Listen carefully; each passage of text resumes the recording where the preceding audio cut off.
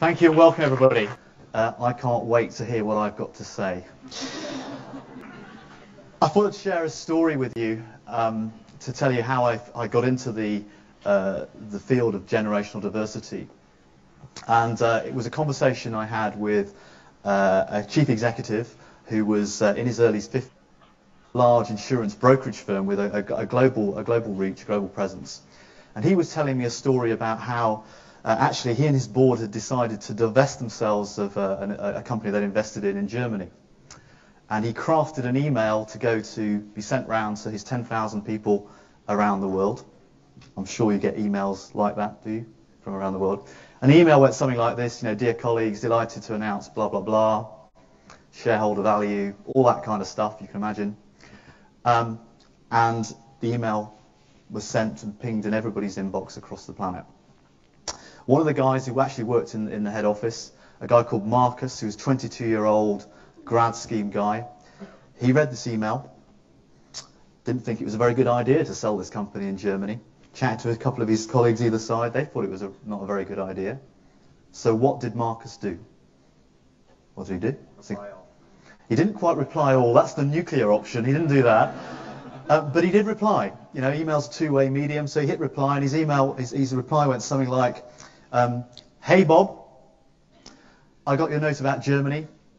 I don't think it's a very good idea. Chatted to a couple of the other guys around here, we don't think it's a very good idea either. We think you should reconsider. Send. Email wings its way up through the ether. Bob's PA or EA is on the break. He sees the email. The red mist descends upon him. Can't believe what he's reading. Gets his best two typing fingers out, bashes out a response, probably all in capitals. I've been in this industry 35 years. I've been leading this business for the last 10. I think I know what I'm doing. Send. Email wanders around through the ether, pops up on Marcus' inbox, he reads it. What does he do? What would you do? What would he do? Well, he replies. He's in conversation now with the chief executive. Okay, but he's a smart guy, and he reads between the lines. That perhaps he needs to change his style a little bit to sort of get his message across. So he crafts his reply, and his reply goes something like, "Hi Bob, I can appreciate this must be really uncomfortable for you, being the chief executive, having to make these decisions, and me suggesting these things. But let me explain why I think you should reconsider."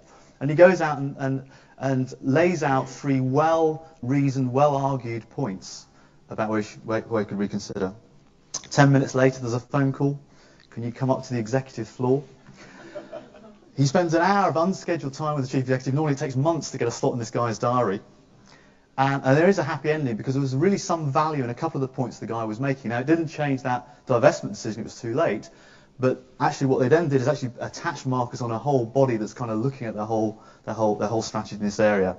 And I share this story with you because Bob was saying that this was the first time that he'd sort of understood generational diversity and that thought diversity and what all generations can offer, but how that we judge others by their behaviour and ourselves by our intentions. And both Bob and Marcus had really positive intentions and contributions to the business, but they'd misinterpreted the behaviour. So kind of that's what really got me interested in the field and what we're going to play with for the next few minutes or so.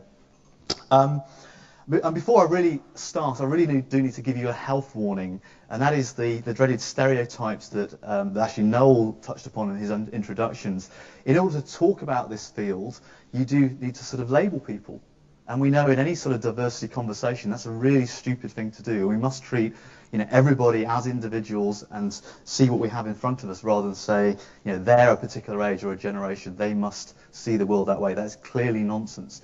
But on average, there are some trends, and what I want to try and do with you today is sort of unwrap, give you the tools so you can actually look at the different generations you're working with in the different regions and areas, and sort of try and sort of make your own conclusions of the approaches that are best to take in order to get the best across all the generations that we work with. So generations are an attitude, not an age, and it's really, really dangerous to worry too much about the labels.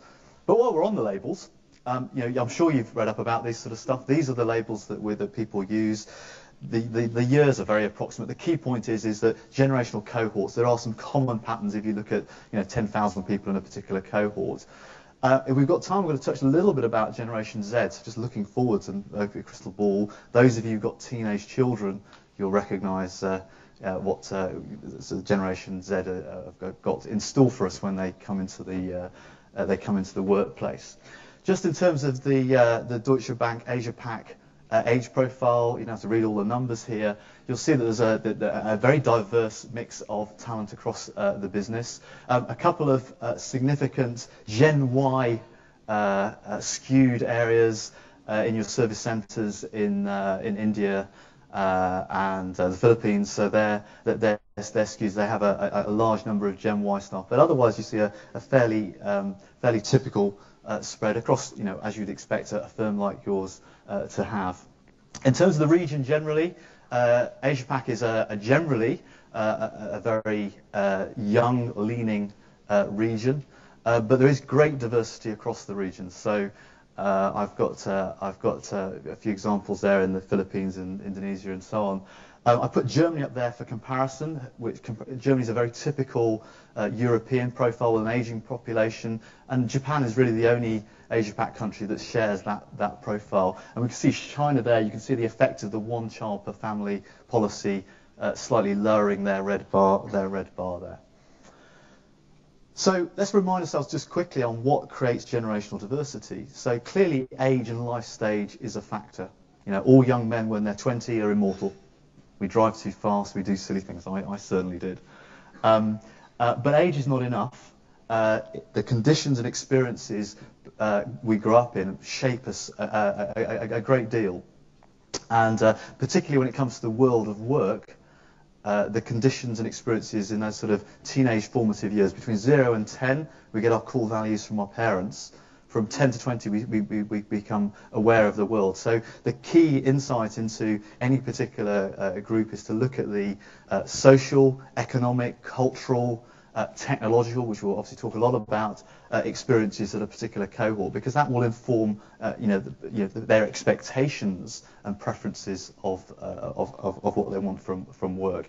By experiences, I mean those common joining experiences that a whole cohort may have. Might be an educational experience, a common schooling system, national service here in Singapore. It might be, there's events, there's where were you when moments that sort of define and shape a whole generation.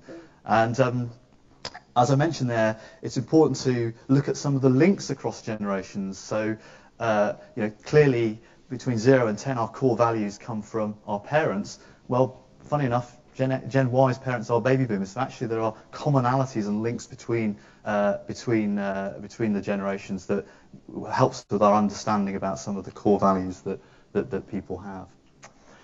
I mentioned about the diversity within the region. I think it's really important to not assume this one-size-fits-all stereotype. Is clearly very dangerous, and the conditions and experiences are very varied across the region. So, for example, mainland China.